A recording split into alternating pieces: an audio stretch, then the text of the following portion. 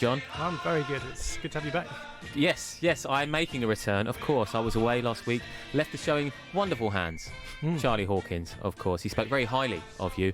And Jack Hardy is joining us as well. How are you, Jack? Yes. I mean, I wish we were meeting again under better circumstances. I know, mate. Yes, we're definitely going to get onto that. Of course, there was the 2-1 defeat away to Millwall last week. The first time, lads, Millwall have scored more than one goal in the Championship this season. But I'm sure you're aware of that, John, of course, with your stats.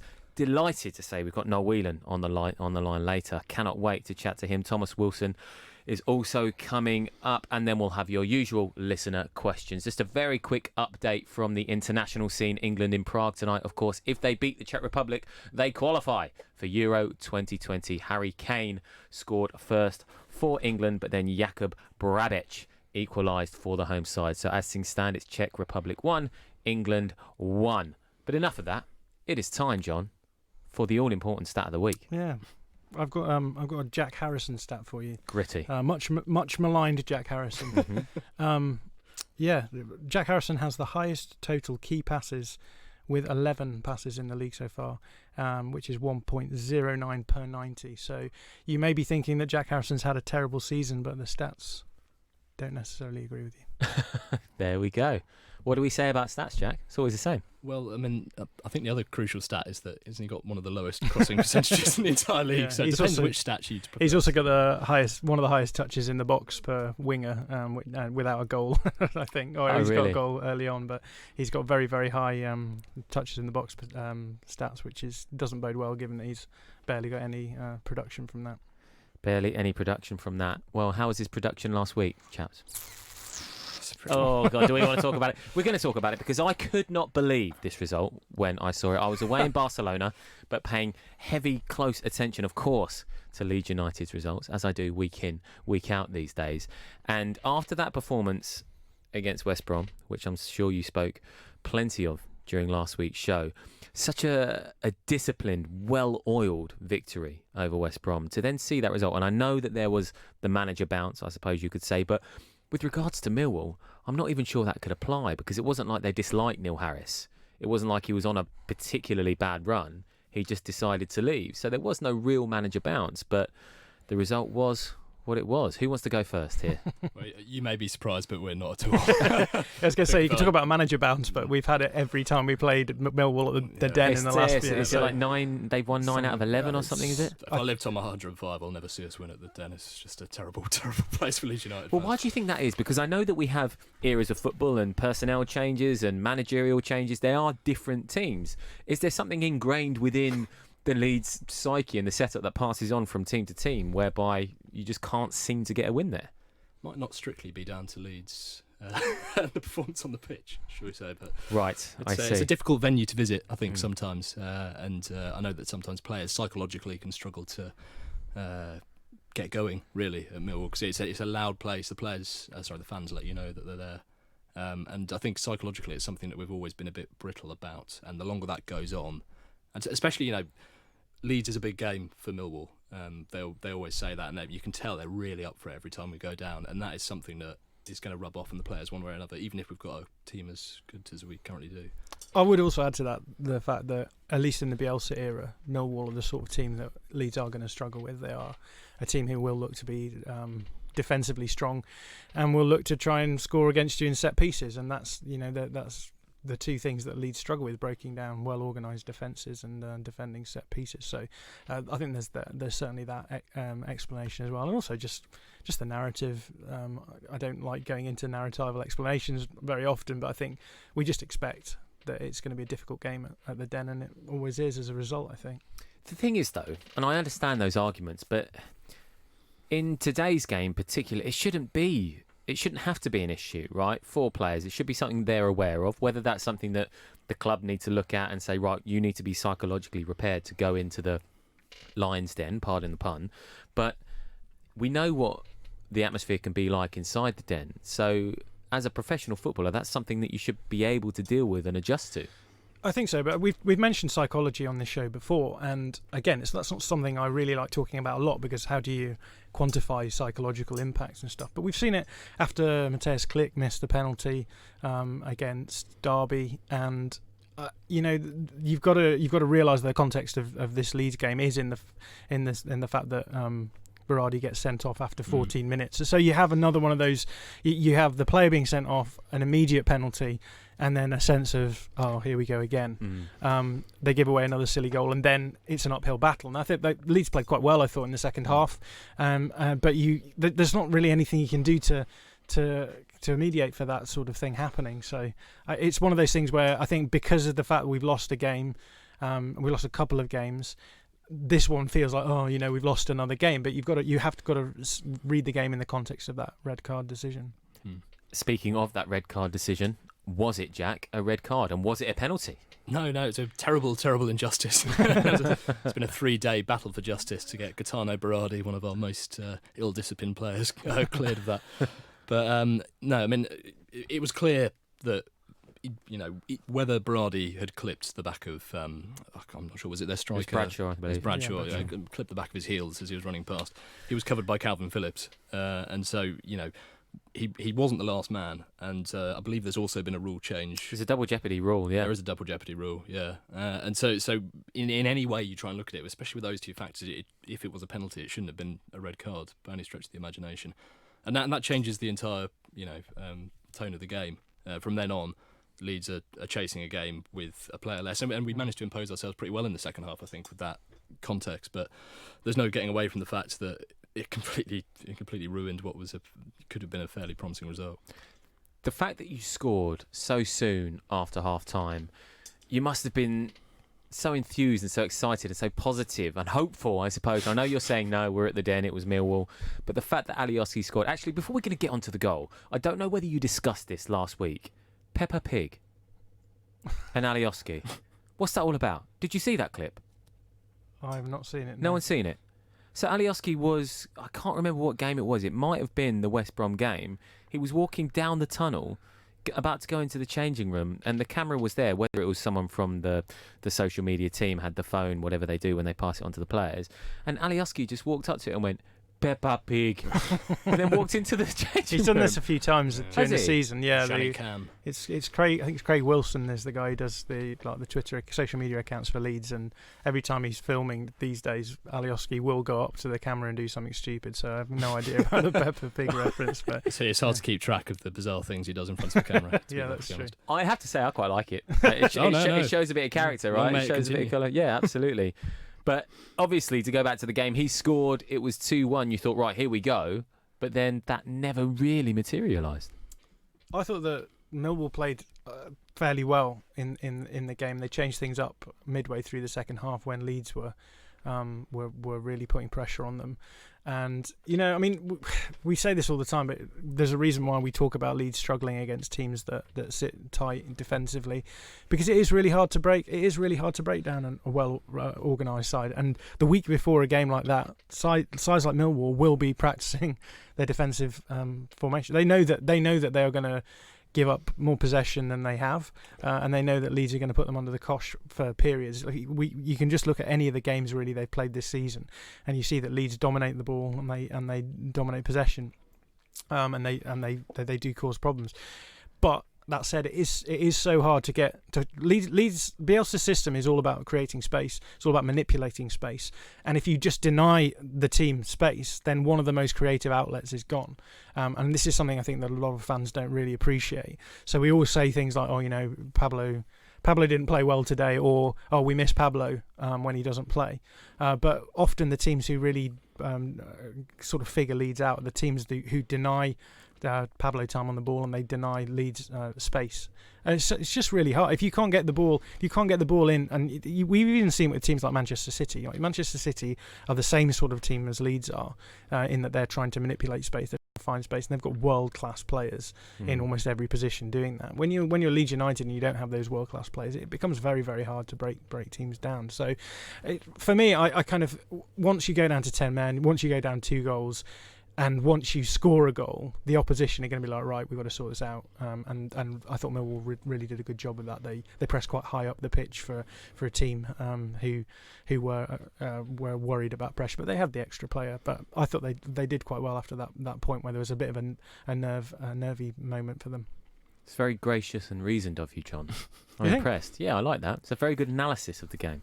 Well, thanks, mate. Not a problem. And of course, it is no crisis, and I'm presuming there is no feeling of that within the fan base. The only reason I allude to that is because that win over West Brom was so emphatic. Like, it really felt, okay, here we go now. Even though that Leeds are already up there, but it felt that was such a crucial win. And to then have that result, is there any sort of downbeat atmosphere within the fans because of that? Yes. Right. I think frustration is mounting, undeniably. That hinges entirely on the fact that Bielsa just doesn't really change up his starting lineup from one week to the next. And I mean, whether it's Patrick Bamford starting over Eddie Nketiah week after week, or whether it's Helder Costa starting over either Jack Harrison or Pablo Hernandez, that has been an enduring frustration. Because when you see games where we're struggling to open up sides and we're just sitting around the box. I mean, to be honest, I think one of the main difficulties we've had this season is we're lacking a good number 10 to really sort of carve open these sides and cut open space for ourselves. And you do get this sense of frustration after you have results like 1-0 to Charlton, you lose to Millwall, you lose to Derby County. That these players aren't getting a better look in. There's not enough willingness from Bielsa to just give Eddie Nketiah a try, even though he scored tonight. He's a proven goal scorer, even if it isn't at the championship level. It's got to be time to start looking into options like that. I think I would say that. So there's been this joke that we have on the channel that Leeds fans have this, and I guess all fans do to a certain extent, but they have this attitude which is you solve the problems that you have on the pitch by pointing to players who aren't on the pitch and say if we played X or Y then we would solve all these things. And it's been interesting because we've had Helder Costas had to come on and in place of Pablo Hernandez. We've had times when Nketiah's played fairly long stretches with Bamford coming off, and it hasn't looked as good as I think everyone suspects it should look. So I think that a lot of this is sort of circumstantial. When you think of the fact that against Swansea we deserved to win, against Derby we deserved to win, against Charlton we created enough to win, and they certainly didn't create enough to win really. And then I think that with this Millwall game where we actually did deserve to lose, but because of various circumstances on the pitch, I think there's this sort of build up of frustration where Leeds fans are convinced that the problems that Leeds have are structural, and we just need to change something up. We need to bring Nketiah on. We need to try and get Bamford and Nketiah on the pitch at the same time. We need to bring Costa on in place of Harrison. And I think it's very hard to sort of judge how do you judge something like that when it feels as though actually we're doing everything right, it's just not coming off for us. And so for us running a stats account where we're saying the numbers suggest that things are going okay, it has been hard coming out going trust the process. You've got to trust the process. I need the dinger. We need to get that dinger going. No, I completely agree with you. And just to quickly move on just to finish on this subject before we do move on, something I've noticed in Bielsa, and I could be wrong with this, but he's always been an active manager, but I noticed against West Brom it was really romping up and down that touchline, and he's starting to do, and again correct me if he's been doing this all the time, he's starting to do that classic Pochettino crouch down, where he's on the floor like hunched, he's bent his legs and he's down, and you think that makes him look a bit anxious. And I don't know how that transmits to the players when the manager is on the touchline looking a bit like, crikey, we've got to get things going here. I don't know how that relates to the players, Well, I think Pochettino probably learnt it from someone specifically, but I think there's probably an element of truth to that. I remember someone saying that Bielsa, even though he kind of has this mystical sense about him, he's very competitive, and so you don't tend to see it in the first half. He's always quite composed in the first half, but especially when there's a lot of tension mounting toward the end, and he probably because he knows he has to go and sit in front of the press and explain why once again we've created all these chances but not really managed to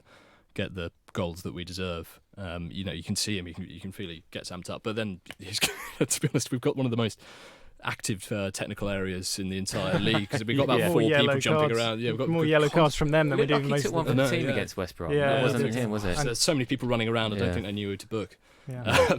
So as a result of that, I think they've probably got a lot to focus on. The West Brom game, just quickly, actually quite interesting because that's the first time we've really seen Bielsa do something that he hasn't really done, and he played quite a pragmatic style, and we played on the counter-attack and actually weathered the storm a little bit in the second half. So it was quite interesting to see that, and then going to the Millwall game. I do think that Bielsa is he is thinking of changing his system. He's got to a point, I think, where he's happy to do different things with the team. It's just been like I've said, the concatenation of events that have happened that have just meant that we've had a few unlucky results, and everyone's like, well, this is it now, but we'll see. We will see indeed. Leeds United fan show on Love Sport. Noel Whelan coming up. Love Sport Radio, the station giving fans a voice. I know my IQ is fantastic. I took a test and the results came back negative. Digital radio offers great sound quality and more stations than ever before. And we want to make sure that you get Love Sport on your digital radio. Just press the auto tune or auto scan button and Love Sport will appear on your menu. Love Sport on digital radio. You alright, mate? Yeah, I'm fine. Yeah? Really? It's just, there's a massive grizzly bear sitting on you. You sure you're okay? Well, now that you mention it. Sometimes we say we're fine when we're not, but with 1 in 4 experiencing a mental health problem, if your mate says he's fine, he might not be. Be in your mate's corner and ask twice. Time to change. Driving too close to the car in front gives you less time to react. You may not realise that you're tailgating. Leave a 2-second gap between you and the vehicle in front. When it's wet, leave a 4-second gap. By staying back, you give yourself time to react. Stay safe. Stay back. Highways England, connecting the country. If you're driving on a motorway and you see a red X sign overhead, you need to change lanes safely. Driving in a red X lane is an offence. Red X's are there for a reason, to protect you and others from danger. The lane may be blocked by a broken down vehicle, or road workers, or the lane may be needed for the emergency services. So if you see a red X, change lanes safely. Highways England, connecting the country. Before you set off on a long journey, remember to check your vehicle. Are your tyres correctly inflated, and are the treads deep enough? Have you got enough fuel? Is your oil level right? Checking your vehicle doesn't take long, but can prevent a breakdown or accident, and save you money. So, before you set off on a long journey, check your tyres, fuel, and oil. Highways England, connecting the country. Love Sport. This is the Leeds United fan show on Love Sport. Me, Matt Beadle, here with John McKenzie from All Stats, Aren't We? And Jack Hardy is in the studio as well this evening. Quick update from the international scene. Of course, many Leeds players out on international duty this weekend. But in Prague, England are playing the Czech Republic. Of course, if England win, they qualify for Euro 2020 and next year. It's currently 1-1. Harry Kane started proceedings off inside the first 5 minutes with an emphatic penalty straight down the middle, as he likes to do, but Czech Republic have since equalised. So it is 1-1 at the moment in Prague between the Czech Republic and England. Chaps, we've got a bit of Leeds United legendary status Premier League footballer on the line right now. I can't wait to get chatting to him. Noel Whelan, thank you for joining the show. Absolute pleasure. Good evening, guys. Mate, it's great to have you on. Before we go any further, when John told me you were coming on, I did my classic journo geeky thing and thought, I'm going to look up that goal that I always remember Noel Whelan scoring against Chelsea in the Premier League at Ellen Road. You know which one I'm talking about, don't you? I do, yeah, the overhead kick. Unfortunately, we lost that match. Well, it was bizarre, right? Because I remember you went 2-0 up. I think Phil Masinga might have scored the first goal, and then you scored that epic overhead kick, like really quickly came to you. And then, you lost 3-2. You were 2-0 up. Yeah, not a great day. Personally, fantastic to get another goal for Leeds, but when it comes to winning games, a bad day at the office. Hey Noel, it's John. I would like to know John. what you think of the season so far. How are you feeling it's gone? It's a mixed bag, really. I think there's many players that haven't really, got going into, full gear yet. And obviously, we know the Championship. It's very, very competitive, and it's fine margins between winning and losing. You've got to do all your jobs properly, and for 90 minutes, as we've found at Leeds United at home this season, we're conceding very, very late goals and giving away leads. So we're still there. We're still in the mix. It's still early doors. But I think it's going to be another tight one. It's just such a competitive league that you can't take any game for granted, as we've found out. No, just to pick you up on that point, Fortress Elland Road, what do you think's going on there at the moment? I mean, do you think it is just a case of, as we often hear, teams sitting deep and not giving us the space to play in? Or do you think there's more at work there that's meaning that we're not getting the results we need at home? Well, look, I think people come with a game plan to get something from any game, absolutely. But, it's very easy to sit in here now saying, are they sitting behind sitting very deep, not allowing us any space. But let's not forget, we've had chances in every single game, lots of chances. It's a fact of not putting them in the back of the net. If a team comes to Ellen Road and sits very, very deep, an early goal completely changes that, changes their way of thinking, changes their game plan. Now, we've got to make these chances count, or else, the longer the game goes on, it's going to be more and more difficult. And we've seen beforehand how Leeds find it difficult playing with 5 at the back, 3 centre-halves, and we end up skirting around the 18-yard box. Now, we need to figure out a way of how to beat that low block. But converting our chances would be a big help towards that. Yeah, interesting that you should say that. As a striker, how do you feel about Patrick Bamford? He's obviously got a lot of stick this season. How do you feel about his game?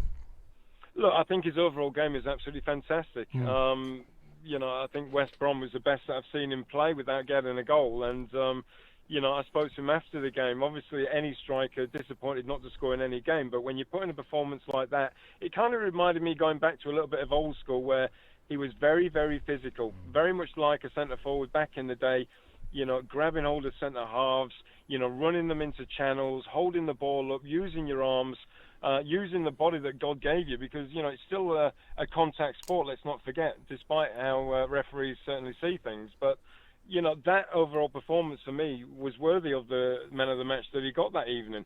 Now, if he carries on that way, the goals will come, but more to the point, centre-halves will hate playing against him. They will not enjoy 90 minutes playing against a physical Patrick Bamford like we saw against West Brom. So he needs to keep that up and be very consistent with his performances. He will score goals, but at the minute he's probably missing more than what he's scoring.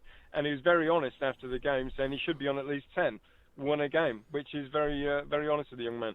I was going to say, Noel, as a striker, again, you were a great striker in your time. Is that something that he's going to be happy with in terms of that tag? Because just watching that West Brom game, he seems to be involved now in pretty much a skirmish in every match he plays in. Yeah. And I know you're saying that centre-backs are going to hate coming up against him, but I'd imagine he also wants to be remembered as a goal scorer, not as a striker that was a real pain to play against. Do you think that he's happy with this tag that he's now starting to get? No, look, I don't think any striker's happy when you're missing chances. And, after a game, I'm sure he goes home like we all used to do as strikers and, sit there dwelling on the opportunity that came our way, knowing that we should have done better.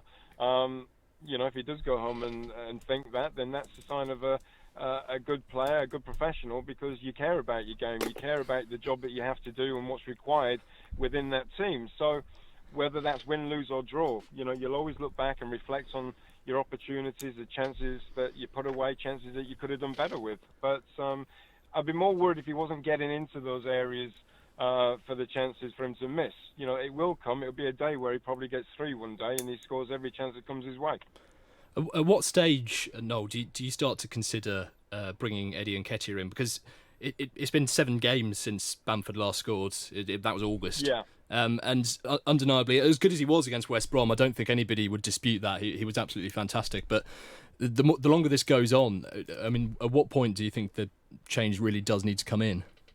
Well, the thing is, you've got 2 different kind of strikers there. Eddie's scored again this evening. He's probably more of the natural goal scorer and finisher out of the 2 strikers.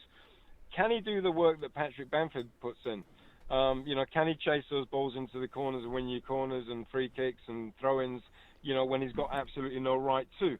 Well, the answer to that was we're not too sure because we've not seen enough of Eddie. He's not started a game. So, we need to see a little bit more of him. When a striker's in good form and high in confidence like Eddie Nketiah is now, like last time when he came back of international duty, scored a goal against Charlton, got the penalty, went away with the 21s, got a couple of goals there, that was the time to start playing him, I think, because when a striker's in that sort of form and full of that sort of confidence, you've got to play that striker. I want to take a little change of tack here and talk to you about your experiences of being around the club after your career has ended. I'm just thinking of this because we've got the 100-year celebrations coming up in the next few weeks. And there's really not many from your generation still around the club in the same way that you are. So have you got any thoughts on that? Do you think is there any reason why your generation aren't quite so prominent around the club anymore? I'm not so sure. I mean, I'm sure we're still remembered in, obviously the history of the club, which is fantastic.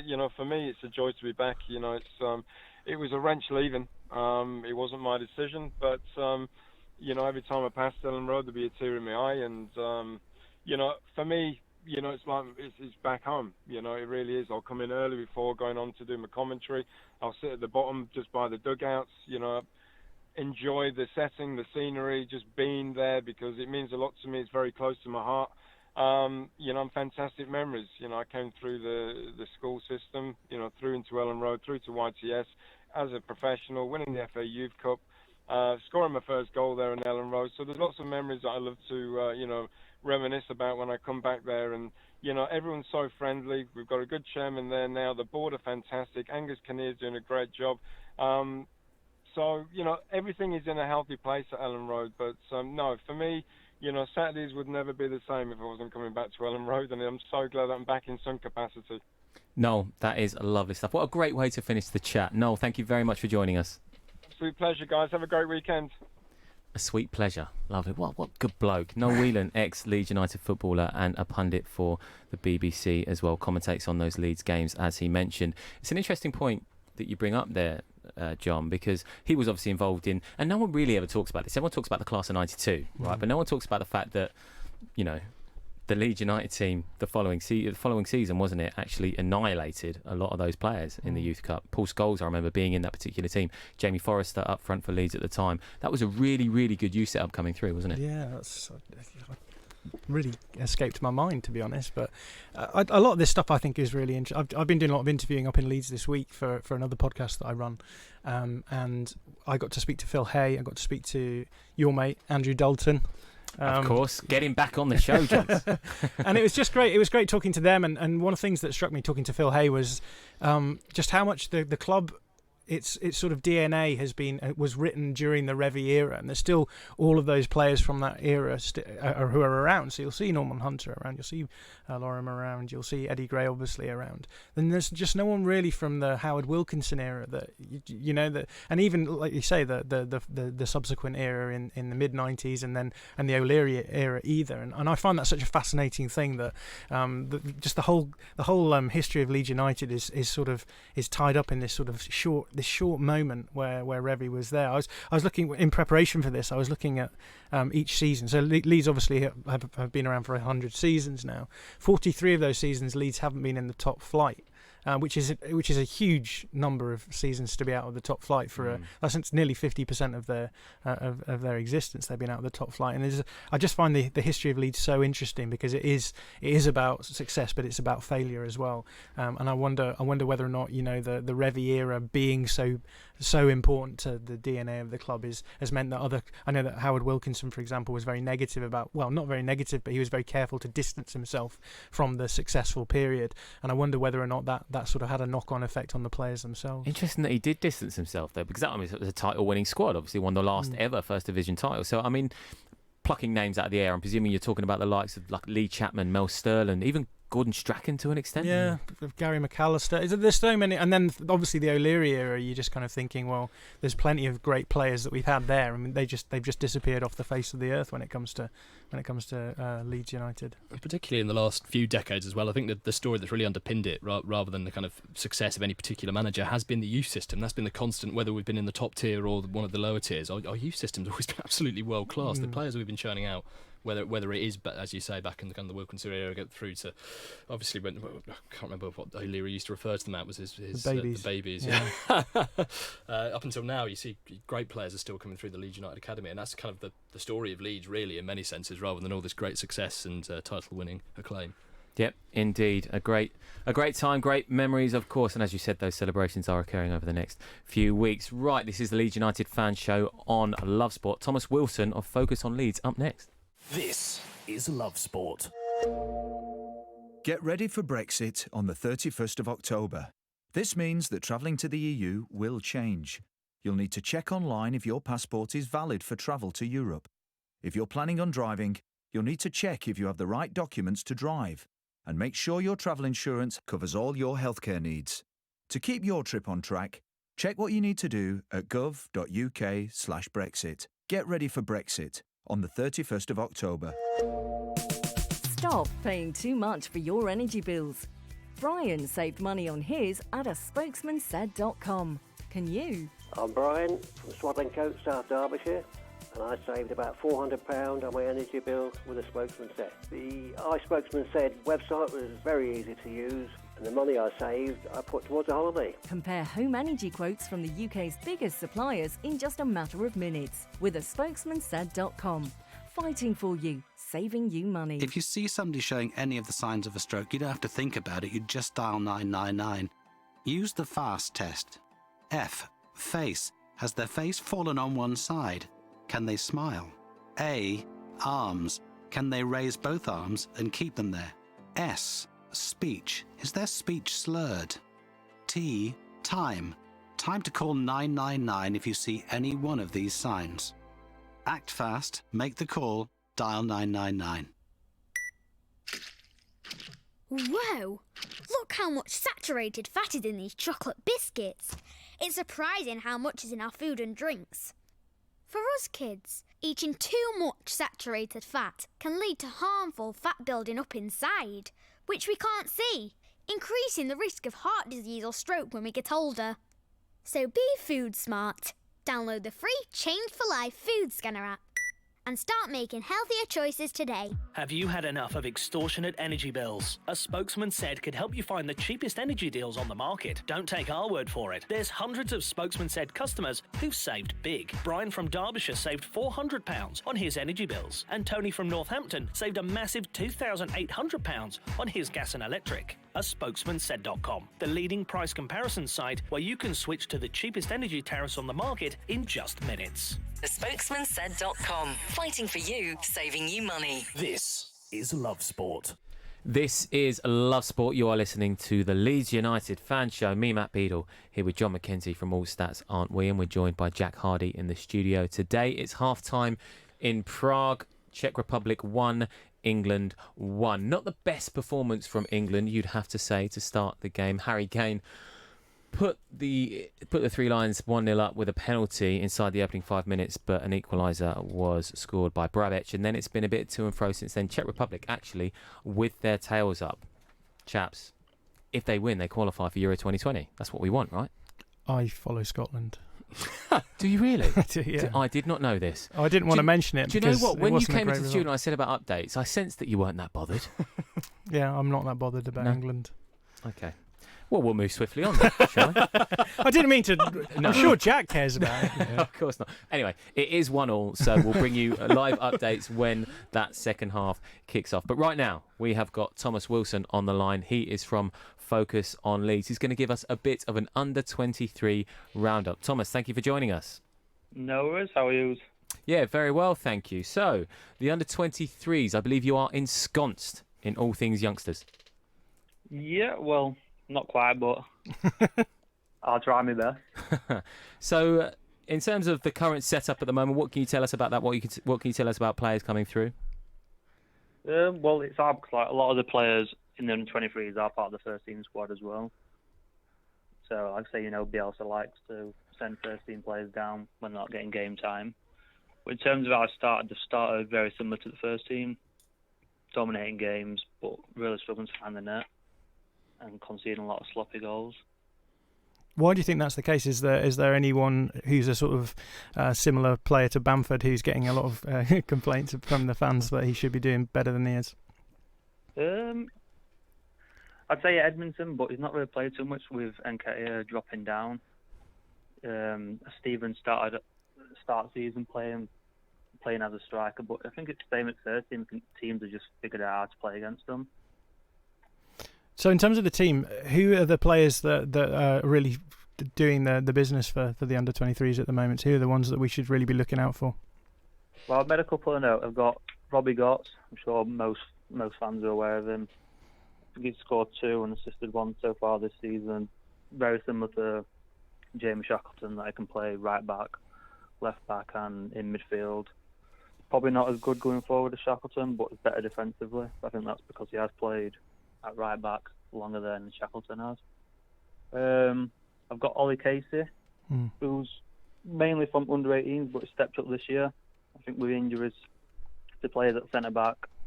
He's played really well. He's like an old-fashioned defender, but he's still good with his feet.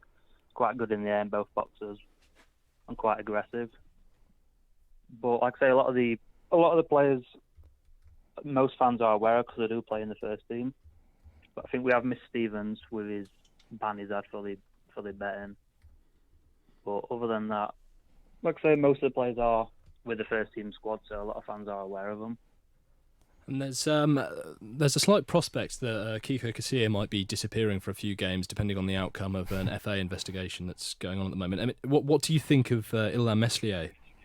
Yeah, I've been really impressed with him. I think his first game, I think I put a video on Twitter, he's very good shot stopper, but his distribution's really good. That's both with his feet and throwing the ball. He likes to get it out quick. I think his first game we were probably trying a bit too hard, and he did throw a few balls out of play, but once he settled down, I've been really impressed with him. I think there'd be no problem with him stepping in for Casilla if he has to miss some games.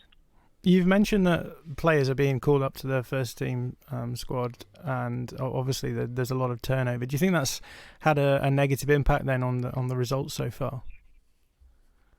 Yeah, because I think they normally play on a Monday, which means that the first team players that haven't played on the weekend will play for them. So there's normally a good mix of first team and the under-23s. They've been playing quite a lot on a Friday, so the squad's been very young. I think the last game against Birmingham, there were no player any older than 19, so they're all in the teens, so a very young squad. I'm interested about what you said about Ryan Edmondson a second ago. Do you get the sense that the arrival of Eddie Nketiah has slightly muscled him out the squad? Because there's a bit of a clamour at the moment for someone like Ryan Edmondson, who did so well in the under-23s last year, to potentially make the step up to the first team. But do you feel he's not got the minutes that he had last year? Yeah, definitely. I think I've got on here, if he's only scored one this season. I think last year he got 16. So, because we only play one striker in the first teams, he's been Bamford. They've been playing mainly, so Nketiah has been playing. I think Nketiah's got 3 goals for under-23s. So, he's probably a bit wasted in the under-23s at the moment. I think he does need first team, so I think in January probably we'll see Edmondson go out on loan. Yeah. Thomas, in terms of just the future of Leeds United, I suppose, and what you're seeing week in, week out, obviously, I mean, do you get to most of the games? I live in Doncaster, so and my work schedule's very up and down, so I get to as many as possible, but I will, if they're on LETV, I will watch the games back. So in terms of the future, I suppose, of Leeds United, in your opinion, we just spoke to Noel Whelan, to be fair, who was part of that 1993 FA Cup youth winning side. Is the future bright, in your opinion?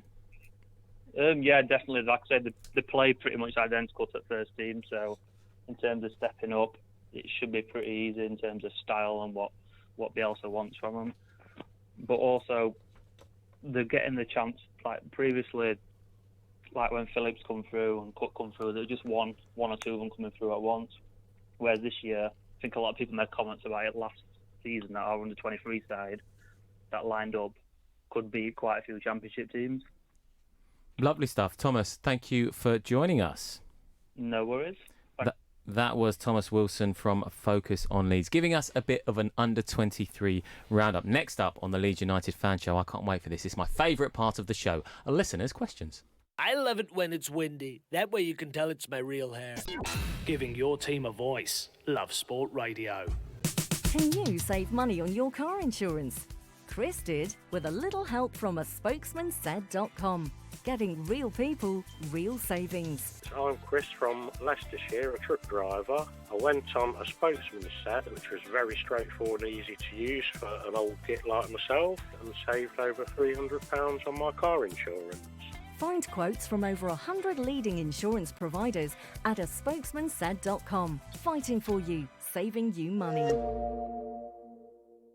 Get ready for Brexit on the 31st of October. Brexit will bring changes that affect businesses in many ways, particularly if you buy from EU suppliers, sell to EU customers, provide services to EU clients, and receive customer data from other businesses in the EU. Businesses need to prepare. Find out how at gov.uk/Brexit. Get ready for Brexit on the 31st of October. There are many things a mother can pass on to her baby. Her smile, her eye colour, and her immunity to whooping cough. Whooping cough is a very dangerous illness for young babies, and at the moment it's spreading fast. A simple vaccination during your pregnancy can help to protect your baby in their first weeks. Please speak to your GP, nurse, or healthcare professional and pass on your immunity. Oh, it's okay. Let's face it, when your kids are ill, you do anything to help them feel better. But remember, antibiotics aren't always needed. You might not realise it, but taking antibiotics when you don't need them puts you and your family at risk of a longer and more severe illness. Help keep your family well. Always take your doctor's advice on antibiotics. Search NHS antibiotics. All better. Love sport. This is the Leeds United fan show on Love Sport. I am Matt Beadle, joined by John McKenzie from All Stats, aren't we? And Jack Hardy is in the studio with us as well. We've got about 14 minutes left of the show, and we are moving on to my favourite part of the show, listeners' questions, because this is where you tell us what you want to hear from the experts that sit in front of me. We're going to go straight into it, chaps, and this one is from Craig on the strongest starting 11. He has asked, do you think we've seen our strongest starting 11 yet this year? How important do Pablo and Forshaw look after that dodgy run of form? Yeah, that's an interesting question. I think I'm gonna be a little bit dodge the question-y about this one, but in terms of the central midfield, I think when we started off with Calvin Phillips, Adam Forshaw and Mateusz Klich, that was probably our strongest midfield three. The question then is, do you think that Helder Costa is stronger than Jack Harrison on the left? Because if you think yes to that, then we haven't seen our strongest 11 because we haven't seen that iteration of players. But I think the team that we started out with the addition of Helder Costa in the place of Jack Harrison is probably our strongest team. Elaborate on that, Jack? I mean, I don't know. I was just having a think about it, really. I mean, I think given more minutes, Eddie Nketiah would be a stronger starter than Patrick Bamford. I just think that there's no real way that, the amount of goals that he's putting away for pretty much every other team he's playing for, even when he's had a bit of time with Leeds, he seems to score with almost every touch. And while he may not have the work rate that Patrick Bamford does, he has the ability to hold up the ball or work the channels in quite the same way. I think given a few months, we will probably see a stronger starting 11 with him up top because he just has that eye for goal. Yeah, I don't disagree with that per se. I think the issue with Bamford is that no one else is scoring on the team. Or when you look at the players who are scoring, it is players like Stuart Dallas and Alioski who are playing as fullbacks or wing-backs. And that's a real concern because if, for example, Helder Costa is playing instead of Harrison and starts scoring goals, then the issue of whether or not Bamford's justified in that starting 11 disappears somewhat, I think. And we've seen that happen in games this season when there's been games when Bamford's missed chances but then someone else has scored and Leeds have won, and there hasn't been quite the clamour to get rid of Bamford. And I think that's really the reason why Bamford is so much maligned. I quite like Nketiah off the bench just because he offers that sort of, I think he's a bit more one-dimensional a player. I think Bamford is able to do a lot more. I mean, strikers have to be able to do a very small subset of things. Yes. And Nketiah does the one thing that most people focus on very well. I think Bamford being a well-rounded player doesn't really matter if Leeds aren't scoring. We need someone who can score. So it's give or take on that for me. And as I touched on earlier, I mean, it's been 7 games ago against Stoke that Bamford last scored in August. And I do find it hard to believe that if Eddie had started all of those games since, that he wouldn't have scored at some point. And even if Bamford was spectacular against West Brom as he was, he also had a few stinkers in amongst that. So it's a difficult argument for me, and I do see the merits of Bamford. I do like Bamford, but it gets to a point where you go, that's a long stretch. What do you think, Matt? Well, do you know what? With regards to Patrick Bamford in particular, I am starting to become more... I'm leaning more towards the Patrick Bamford camp. I have to say that I've never really rated him, and I'm going all the way back to that season when he had a very good season with Middlesbrough on loan from Chelsea, scored 21 odd goals, I think, in the Championship. Even then, I thought, you know what, I'm not seeing enough from him. That showed when he stepped up to the Premier League. Poor spells with Palace and a few others, Middlesbrough again. But that game against West Brom, and I know we keep talking about that game against West Brom, but he's being tasked with a very difficult task now, a very difficult position to score loads and loads of goals. It was really interesting to hear what Noel Whelan had to say, very much in the strikers' union, but saying that, centre halves are going to find it really difficult coming up against him. I do think that Patrick Bamford absolutely doesn't want to really be that kind of player. We saw when he scored that goal, I think that was for Middlesbrough, wasn't it? After all those months where he hadn't scored, and he scored a goal which was a consolation, and he celebrated like a madman. He just wants to score goals as a striker. I am leaning towards him because I think the point that you make, Jack, with regards to the fact that he hasn't scored since Stoke, if Eddie had been in the side, maybe he would have scored, but then he wouldn't have done all that work that Patrick Bamford has been doing. It's a very, very difficult situation we find ourselves in. Because I think the problem for me is that if you were to create, and I know it sounds horrible because I do quite like Patrick Bamford, but I feel I've been sucked into this kind of pit of negativity. But if you were to create a highlight reel of all the chances, the sitters that Bamford has missed since just the summer, even against Western Sydney Wanderers when he missed 3 times within the 6-yard box. I mean, he squanders an awful lot, and as good as he is holding up the ball and creating space for other people, you can't look past those. I was at the Derby game, and he missed some terrible chances during that, and as much as I like him, I can only go so far in defending that kind of wastefulness. And I'm not entirely sure that's what Leeds United are all about under Marcelo Bielsa as well, having that massive target man who's just barging people out of the way. I don't know. We'll move on, shall we? Enough of Patrick Bamford for 1 week. January investment. Oh, I like this one. Do you see any need for further investment in January, and do you think this would be a likelihood? That's been sent in from George Withy. I think we probably do need a bit more investment in January. I think we sort of need to look for a number 10. We need to look at someone like that. Do I think it would be a likelihood? I don't. As I understand it from what Angus Kinnear's said, we're right on the threshold of our financial fair play limit. I can't really see, without us offloading a player, if that is indeed true, that we're going to be able to bring in anybody really, unless it's a youth player that we're hoping to shape in some way. I really think we're going to struggle to patch that. But that's the reality of modern football. Yeah, I think most of the fans thought we could have done with some further investment in the summer, and that never happened. Bielsa's happy nominally, that's what he says, with 2 players in each position, but then you start considering the fact that if you look at what's happened inevitably with our defence, and you've lost Liam Cooper and you're already down to Berardi gets sent off theoretically, but obviously before the ban was rescinded.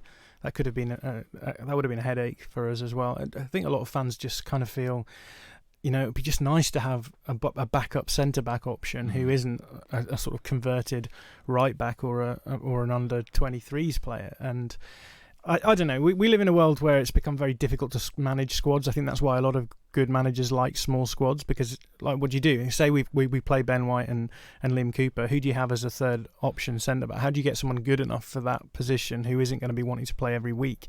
So I get the struggles, but I don't think we'll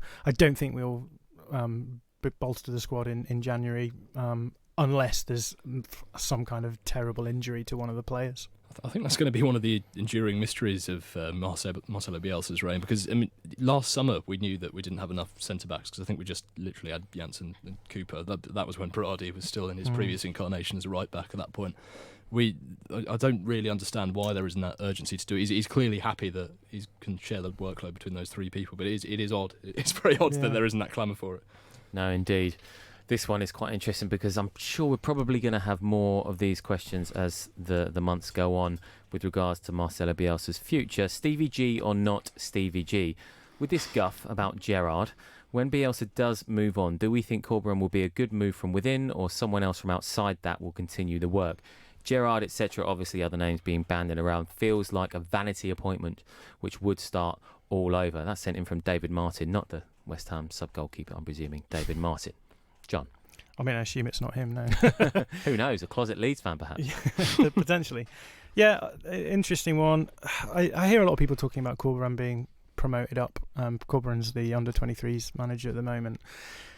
I've mentioned I was speaking to Phil Hay this week, actually, and we chatted a little bit about, like, what do you do? What happens to Leeds when Bielsa goes? And he was saying he can't see Corberan fitting in quite the same way as Bielsa, because he was saying, Bielsa comes in and he says players are going to get 1 day off a month.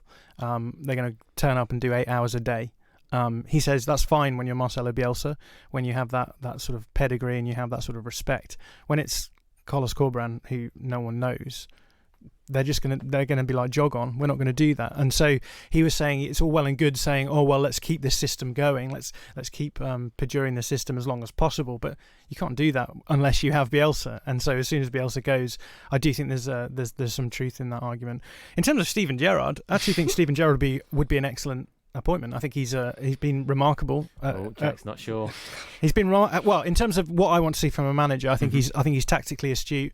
I think he's obviously got the experience. He's got the ability to tell the players to do what they should do, and they will listen to him because he has that. I mean, we've seen what Frank Lampard has done this season as well. So I actually think Steven Gerrard wouldn't be a terrible appointment. Just given the history between Leeds and Liverpool, I'd find it extraordinary if they tried to sell Steven Gerrard, the Liverpool legends, to the Leeds United fan base. I'd really. Do you think it's as poignant as it used to be though? That I don't know. I was thinking about ex-players coming in as managers now. We're seeing with Ole Gunnar Solskjaer at Manchester United that might not work out. Is this whole ex-player thing, ex-rival thing, more of a factor these days or not? Well, I mean, the classic case in point for this is Frank Lampard. I mean, he's famously always referred to on Sky Sports as Frank Lampard's Derby County, Frank Lampard's Chelsea. And the idea of us being Steven Gerrard's Leeds United is just something that people would really struggle to stomach. And it's that aspect of him being kind of like a modern footballing hero for Liverpool. I can't see it ever going down well with the fans. Although we've had worse matches, it must be said. I think the issue here is going to be that he's just probably going to go straight into the Premier League next anyway. So, but obviously, as a positive Leeds United fan, when Bielsa leaves, we will be in the Premier League, so it's fine, right? We could take him on. He won't leave. I suppose when you look at ex-Liverpool players as well, Dominic Matteo, Robbie Fowler, they came from Liverpool, right? Yeah, they did. You're right. Yeah. Okay. Wouldn't take either of those as managers. We've kind of already answered this, but I'll just quickly touch on it. Eddie elsewhere. Seems to me that Eddie's talent is so high that he could do 2 to 3 positions better than those who are there now, including striker, left wing, number 10. However, stubborn Bielsa doesn't seem to trust him. What are your thoughts from Johnny? I've got to say, I think the questions like this, it's natural to have them because you see Jack Harrison trips over his own feet a lot of the time, but I think it's easy to underappreciate just how much Jack Harrison does and just how precisely he does it. You know, I think Graham Smith from the YEP was saying that when Helder Costa was on in Jack Harrison's role the other day, he wasn't hugging the touchline anywhere near enough, and Bielsa was going mad, screaming at him to try and get back into position. So I think there's a lot of detail with Jack Harrison that we don't necessarily notice there at all. So moving someone like Eddie in and expecting him to pick up all of these additional things when he's just a man who's always hugged the last defender and he's always just been good at attacking space, and it's a completely different set of skills and expectations. So it sounds nice in theory because he's quick, but I'm not sure it extends further than that. Yeah, for me, I'm always going to bang on about the system being the most important thing. And I think Harrison gets played because of the system, and it's as simple as that. He does what the system requires, and I think it's very hard because obviously when you're watching a game of football, you're always looking at the individual players and you're judging them based on their merits. So if Harrison does something like he did I think it was in the Millwall game where he sort of did this. Well, no, it might be in the West Brom game actually, where he did that wonderful 1-2 with himself, got round the player and then dribbled straight out of play. Now it's very easy, I think, when you're judging someone on the basis of what they're doing individually, to be like, well, there's a black mark against Harrison's name. But so much of what Leeds does well actually goes through Harrison as well. But that said, I mean, I'm not going to justify playing Eddie anywhere outside of an out-and-out striker because that's what he does. Like that, we've said already, that Bamford's an all-rounder. I don't think Eddie Nketiah is an all-rounder. I don't think we'd get anything out of him playing anywhere else. But yeah, I think with Harrison, I'm getting to a point now where I'm just thinking, he's got to have more production. He can't have. I don't have the stats on my fingers, but I think he scored 1 goal and maybe has 1 assist, maybe 2. It depends. This all hinges on whether Alioski's goal against West Brom was given as an own goal in the end, because technically he's got 2 assists in the last 2 games. If that Alioski's goal has stood, I mean, he's assisted Alioski twice in the last 2 games. That's not bad, Yeah. It's hard to criticise him with that kind of result. Yeah, indeed it is. Chaps, we are at the end of this evening's show. It has been the Leeds United Fan Show. Me, Matt Beadle, here with John Mackenzie from All Stats, aren't we? Thank you, John. You're welcome. And Jack Hardy, thank you for coming in. Thanks very much. We will see you next week ahead of that game with Birmingham. This is Love Sport. You're in leakage, you're in leakage. You're in leakage, you're in leakage. You're in leakage. You're in leakage, you're in leakage. Henna men. Pants and pads. You're discreet.